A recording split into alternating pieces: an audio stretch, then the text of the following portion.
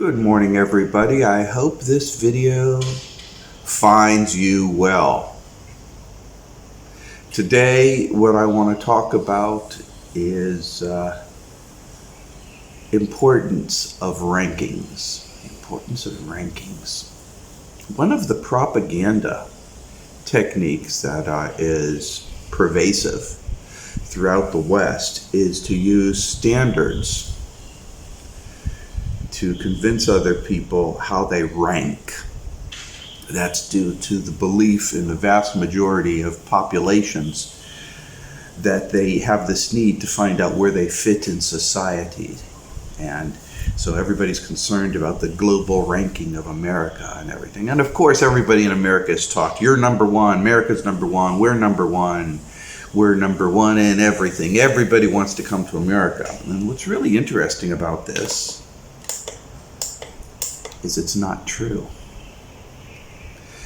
At least and for the good stuff, America isn't number one. Now, as of late, and I've been seeing this over the last 4 years, there's been absolute lies and corruptions. For instance, the ranking on American rate of inflation, perhaps. The government calculated, it says inflation's high, but it's not really that high. It's not out of the normal. So they're saying, yeah, it's high, but it's not that high. And then they compare the numbers and they say, yeah, well, you know. But when you use the same standards, you compare the numbers and you say, well, wait a second, it's very high right now when you compare the numbers. And there's also have other techniques where and you all are aware of this. I've talked about this extensively, where you use GDP instead of PPP as an economic indicator. PPP is comparative, meaning it costs $1 for one apple. That's PPP. In China, $1 buys you 10 apples. In America, $1 buys you one apple. But America, it's 1 week you'll get $100, while in China, 1 week you'll only get $10. So they use a formula to calculate how many apples do you get in a week if you're an average person. And that's PPP. And it turns out that China surpassed the United States over 10 years ago. But everybody's still using GDP. GDP is where you take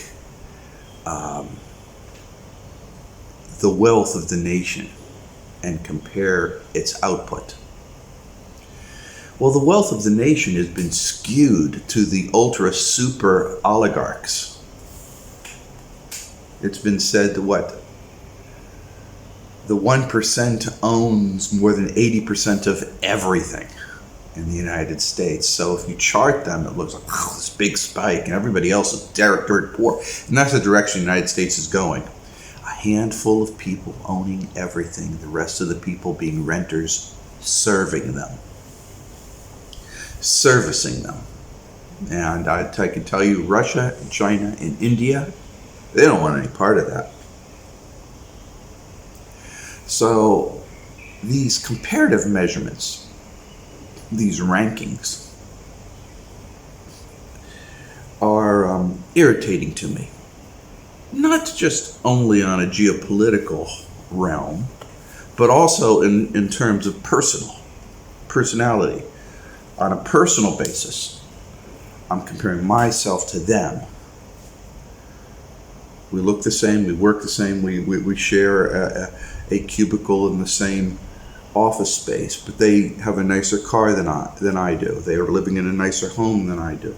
So therefore I'm comparing them and I'm feeling insecure. I must get a new car. I must have a nicer home. Well, people, that's not healthy and that's not right. You can't compare yourself to somebody else based on appearances. That's a very poor-ass subjective measure. And so you shouldn't really do that. It's not really good. It's not good for you. It's not good for them. It's not good for anybody. So why do we compare? Well, aside from the need to control others, which is the most prevalent use of this kind of comparison, we also have the fact that it is part of a phase that many humans go through, especially when they're in their early adulthood. They start going through a comparative point in time. Women want to look good, show off their beautiful body and their hair, become attractive, go out dating. Men are choosing partners. Both men and women are choosing partners, and there's a lot of comparing around with everybody. Some people never get out of that. But once you decide to have a partner, that kind of stuff tapers off as you have kids. You're no longer comparing yourself to your peers anymore. You're pretty much busy trying to build a life for your progeny. But in American society, where it's every man is his lone wolf, and it's every man is trying very, very hard to climb that pile of wealth, it's very easy to forget that there's no need to compare. The function of comparative analysis has no validity as you're older. So why am I mentioning this? Well, a curious thing has happened regarding my YouTube videos. I monitor my YouTube likes and dislikes, as I think everybody does. And I notice that if I'm going to get a dislike, there's a 90% chance that it will be in the first hour that I release the video. And it will be a group of 4 dislikes right off the bat, and then nothing. It's like, what the hell? One person who hates me? Or 4 people who immediately throw themselves on me, give me 4 immediate dislikes, and then disappear. And then people will be watching the video for perhaps 5 days, and I get likes. So what the hell's going on? And the only thing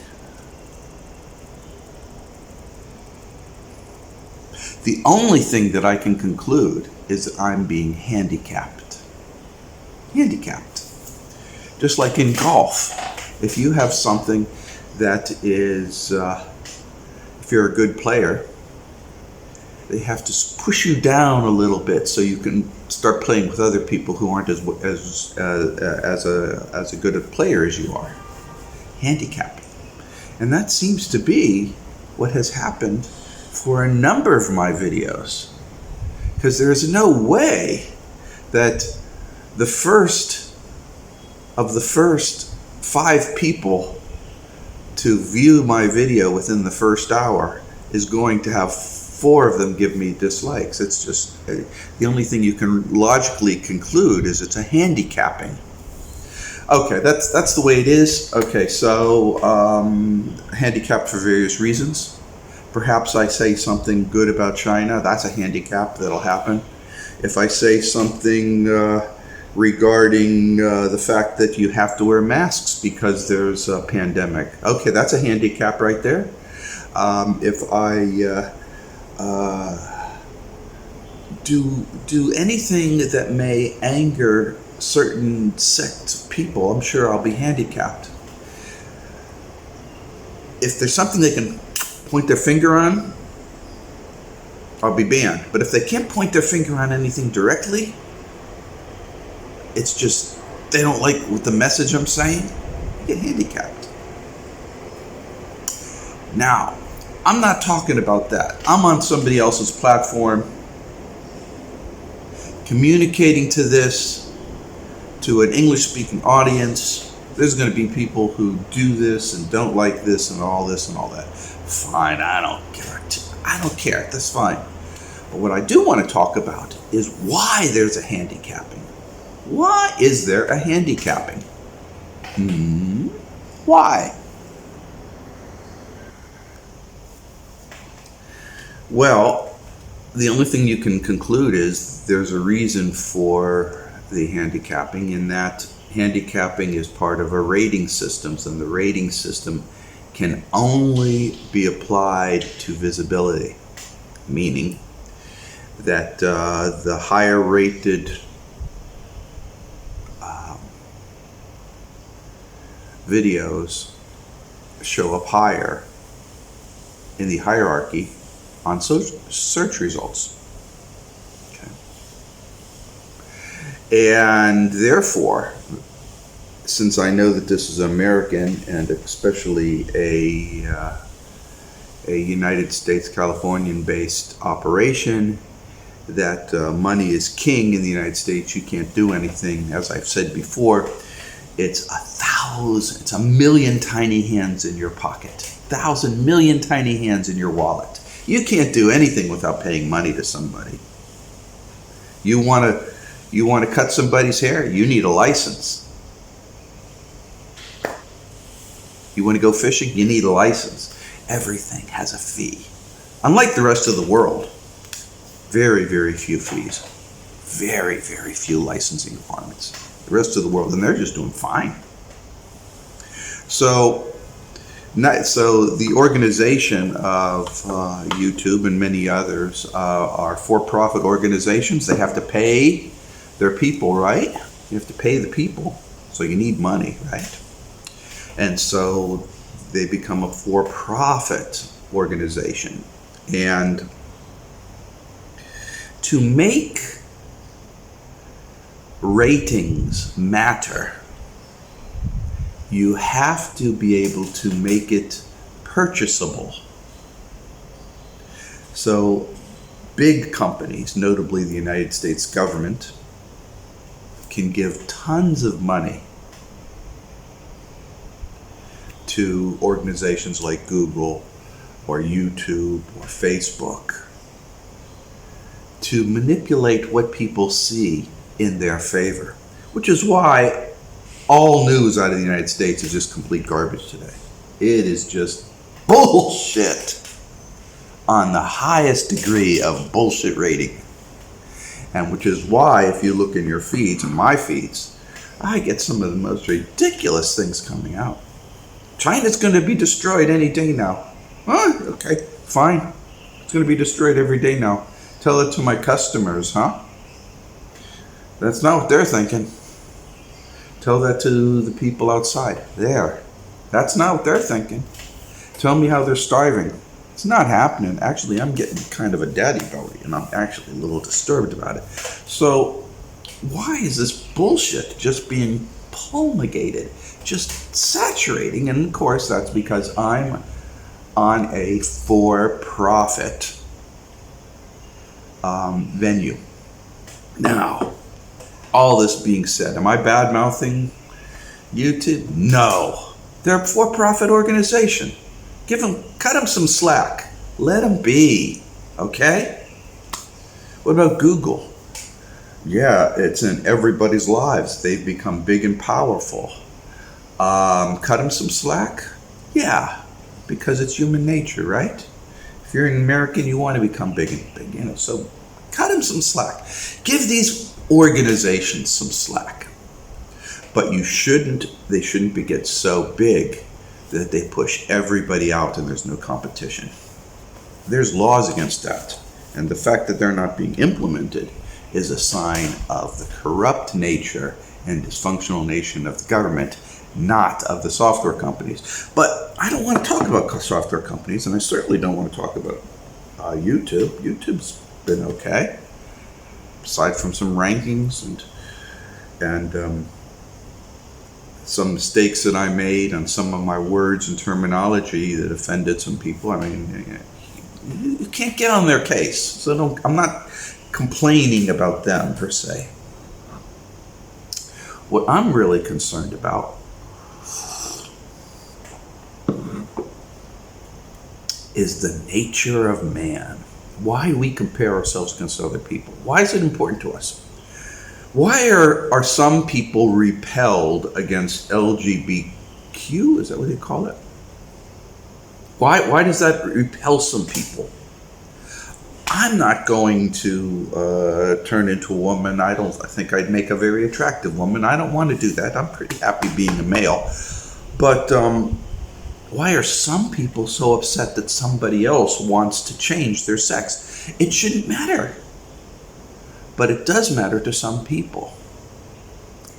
And I'm arguing a part of that, not the whole reason, but a part of the reason is because of this comparatism. You're always comparing yourself to other people. People, just stop comparing yourselves. If you're black, or you're white, or Hispanic, you're Asian, you're Eskimo, who cares? Stop comparing, because each one of you are unique. You're all very special and unique with your own cultural problems and your own cultural specialness.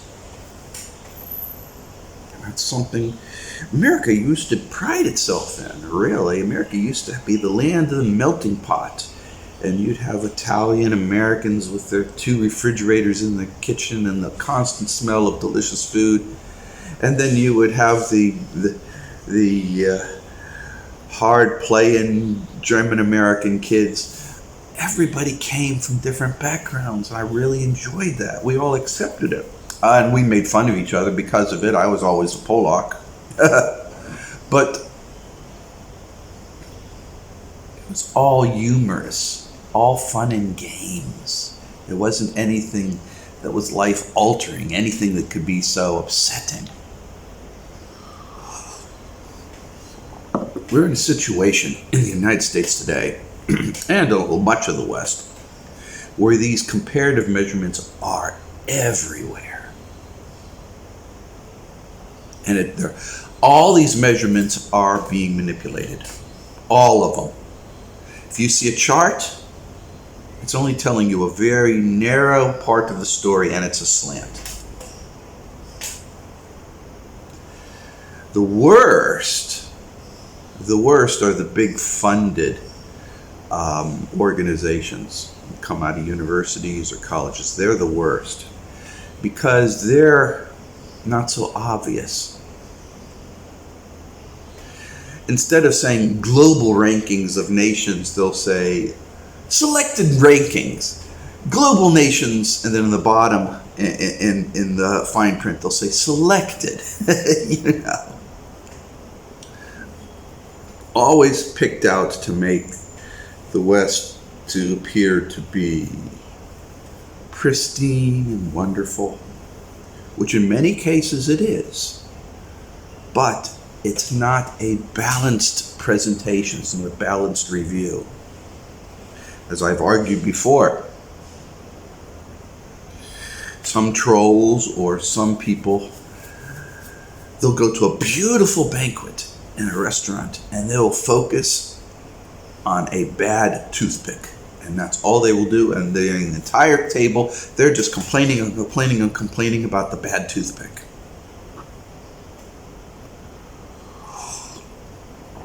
And this goes into other things. Legislation to prevent free speech on the internet being going on here on some reason because of hate speech and this hate speech and that speech and that speech. Read the First Amendment, guys, okay? And stop trying to push this stuff down there. But it's all very selective.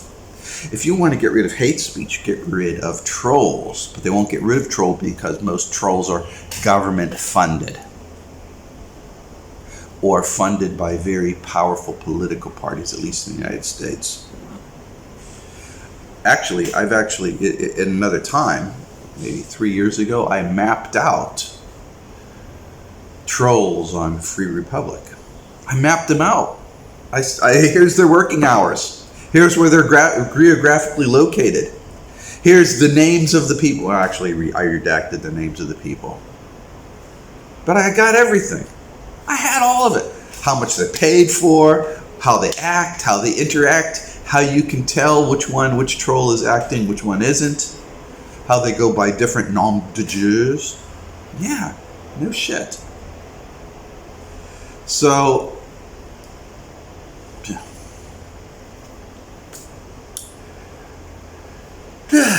ratings, rankings, who needs them?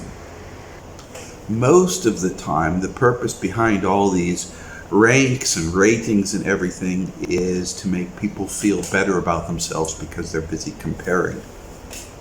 In the United States, I can tell you, the isolation bubble, the echo chamber has become so strong that it's impossible to compare yourself outside of it. And it looks really bad. Laos has high-speed trains. Nigeria has high-speed trains and 5G. America's got 4G with sprinkles on top. It's really 4G that they call 5G. It's like a marketing switcheroo. But don't you worry, another $60 billion is going to the Ukraine because Ukraine and whatever. Since when did the United States get hijacked by the military-industrial complex instead of the needs of the people? Well, it happened with the death of President Kennedy, and I actually covered that too. Did you know that when Trump was president,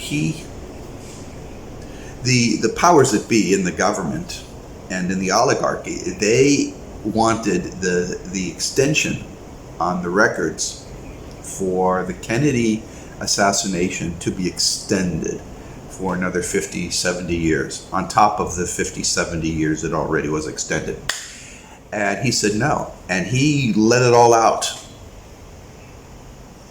And it's very interesting. It was a military coup that they took out Kennedy. Very, very interesting. I won't go into this. I have all the details. It was formulated in a couple of videos and all kinds of stuff. But multiple shooters, goes in great detail how it was. I'm not talking about the one Hollywood movie. I'm talking about a movie that culminates all the stuff that Donald Trump released. That's what I'm talking about. And it's in one of my articles. Lord only knows where it is, but it's on my site.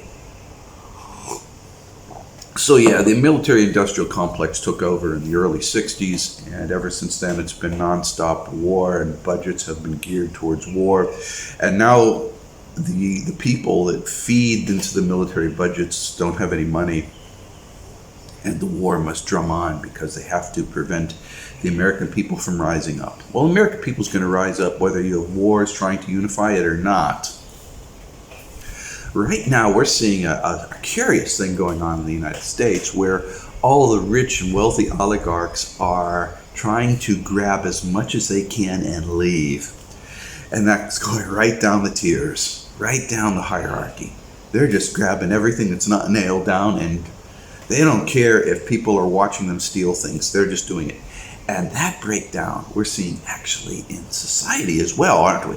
We're seeing shoplifters going in and they're just taking everything without a care in the world that they're being filmed.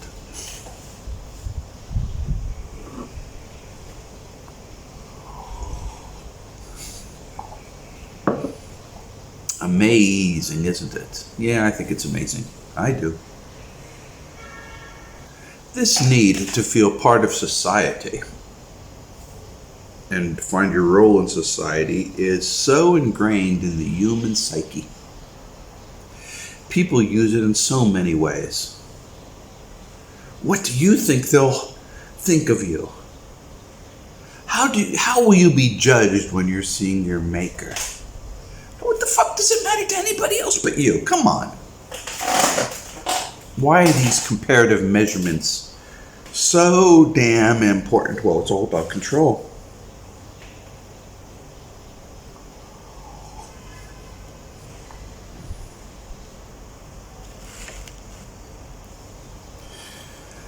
People need to be more like cats. Don't care what other people think. Instead of like dogs, which what you think matters everything to them. And that's the crux of the matter.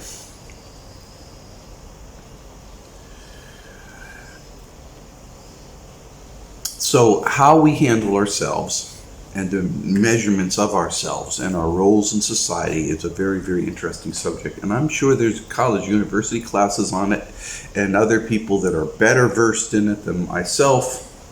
But I'm just going to distill it all down to this meandering little topical conversation in regards to rankings. Rankings. Why are they important? Because rankings are a way of manipulation. If you're able to manipulate the rankings, you are given advantage. If you're not able to manipulate the rankings, you are at a disadvantage. It's pretty binary, right? And thus, those that control the rankings, those that manipulate the rankings, can make things look better than they actually are. And take absolute, pristine, wonderful things and throw them into the garbage heap. And that, people, is known as power. Yep, that's power. Pure and simple.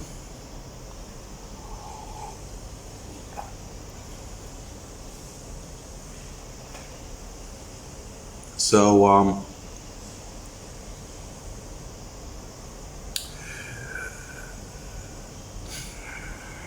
and that's the world we live in. It's neither good nor bad. It's an aspect of life. And for us to live our lives, we have to move as far away from the influence of that power as possible. In many cases, like on YouTube, you can't do it. But if you can, you try the best you can.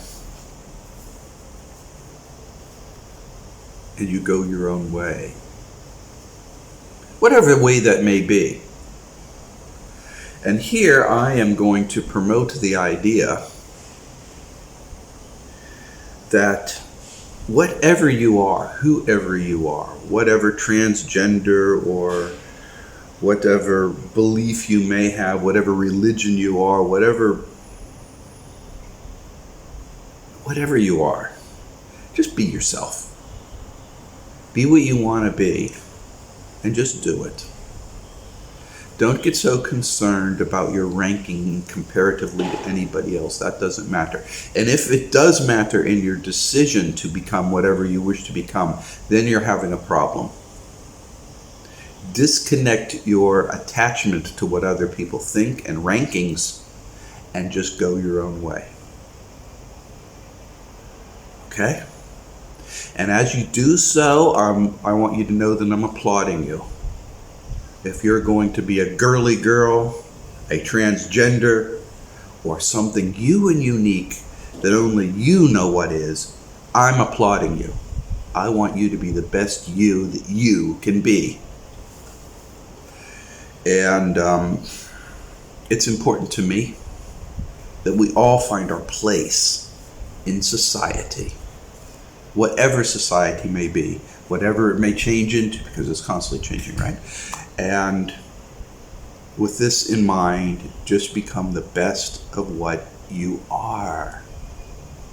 Become the best of what you are. And just be advised that those that have power for various reasons may hinder your progress to become whatever you are, whatever you want to be, whatever kind of environment you wish to create for yourselves. And don't let that dissuade you. Just move forward step by step, and you'll be fine. Because, we need it. We all need that. We need this part of ourselves, right? To find our little place in our lives. And whatever your dream may be, I support it. So just go forth and be you, whatever you may be. And stop using names, what other people can call you, an LGBTQ or a man or a woman or a housewife or a child. Stop using those other terms and letting them define who you are. You are you. Be you, whatever that may be. And if you're comfortable in calling yourself something, then use it. And I'm going to finish up with my conclusion here, because it seems like I'm going all over the place, but there is a reason for all this, and it's very, very simple. Most people live in a world that is controlled by others through various levers and of mechanisms. These levers and mechanisms favor one type of person over another type of person, and as of late, as the United States crumbles into decay, some of these levers have become stronger, others have weakened. That should not be your concern. What should be your concern is that there are levels of power. You avoid those levels of power and go your own way, whatever way that may be. And my points and my advice, no matter what you are, who you call yourself, what you do, where you live, smile. Be nice to dogs and cats. Make friends. Be polite. Try to do something in the community for free. Give back. Don't be so judgmental of others. If you're going to judge anybody, judge yourself, but you have no right to judge anybody else. And I know that a lot of people may not like this message. I'm very sorry about it. But I think that everybody needs a chance to become whoever they are. I am who I am, and I'm happy with it. And I hope that you too find your way, whatever it may be. And at that, people, I want you to know, some of you out there have a hard time finding your way. You're having a hard time. Nobody seems to understand. Well, I understand. Go your forth. Go your own way. Because I believe in you. 眼看着就要一个人做选择，割舍，假意的动了声色，却骂在适当晚了，无辜这眼神什么？文明强撑着伪善的资格，名额，他情绪渐渐失控，他借口肆意放风，非警察穿戳破这一秒的救救窟窿。我自己守的像一只飞蛾扑火线，侵蚀救火，伴着我清醒时刻，平息着撕裂的躯壳，悬着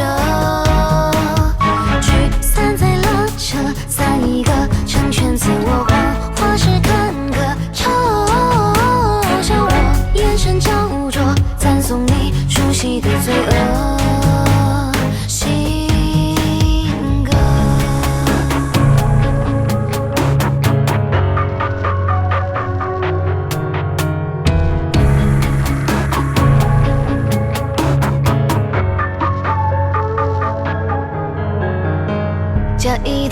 了神色，犬马在适当玩乐，无辜着掩饰什么？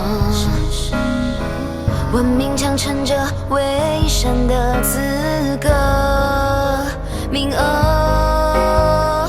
他情绪渐渐失控，他借口肆意放风，被警察穿戳破这1秒的求救。